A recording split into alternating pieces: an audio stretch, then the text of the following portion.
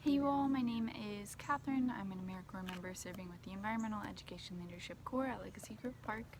And today we are going to be reading the second half of the summer section in the book Outside Your Window, a first book of nature written by Nicola Davies, illustrated by Mark Hearld. If you didn't get a chance to hear the first section, I recommend going back and watching that video. There's some really great poems in it, and I hope that you stay tuned for the second half. Tide pooling. Along the beach are pools the sea has left behind, caught between the rocks or scooped in sand. There are wide pools where the weeds wave like a forest and small fish swim like flocks of birds. There are deep pools with dark ravines and canyons where the fiercest crabs can hide and snap their claws. There are pools all filled with sunlight and the sudden sparkle of backward swimming shrimp.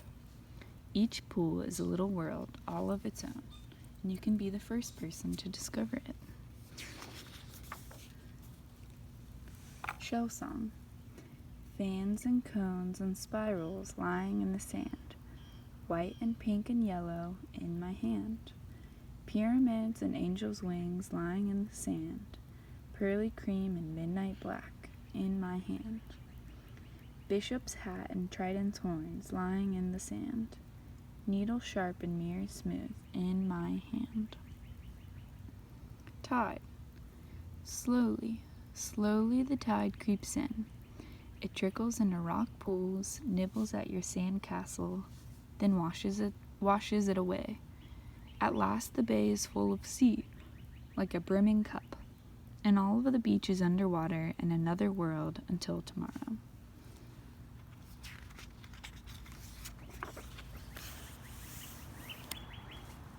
Lizard.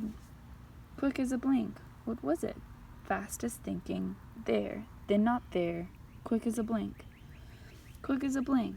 Eyes glinting, tail whipping, tongue flicking. It's a lizard. Quick as a blink. Look at that lizard.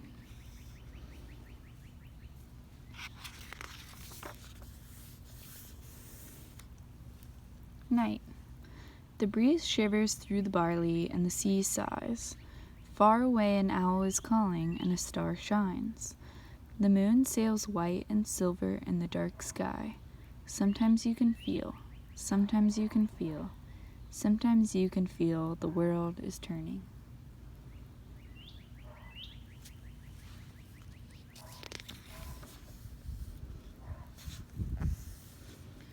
Five reasons to keep a chicken. Or to keep chickens. They look very silly when they are taking a dust bath. They perch in the funniest places. They will eat the caterpillars on your vegetables and chase flies, which is very funny. The rooster looks so sweet when he sleeps with his wings around his hens. Collecting eggs from under hen when they are still warm is wonderful.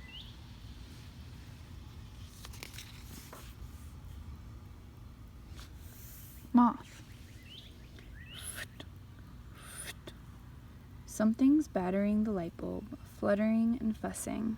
It has wings just like a butterfly, but when it rests, it folds them flat across its back. It's a moth. It flies at night and steers by the moon's glow. It got confused by the lamplight, so it flew indoors. Turn off the light and leave the window open. It will fly off safe into the dark.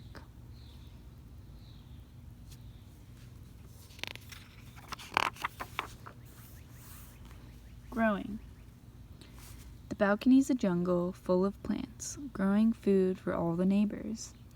Basil to go on Mr. Scarlatti's pizzas, cilantro for Miss Singh's curries, mint for Mom's tea when she gets home from work, lettuce for Dad's sandwiches, and tomatoes for everyone.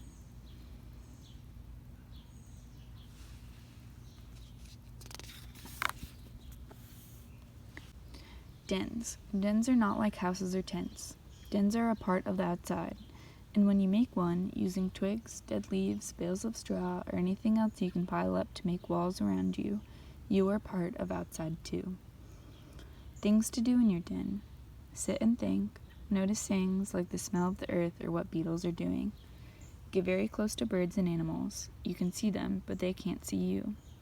Have adventures. Your den can be anything you want it to be.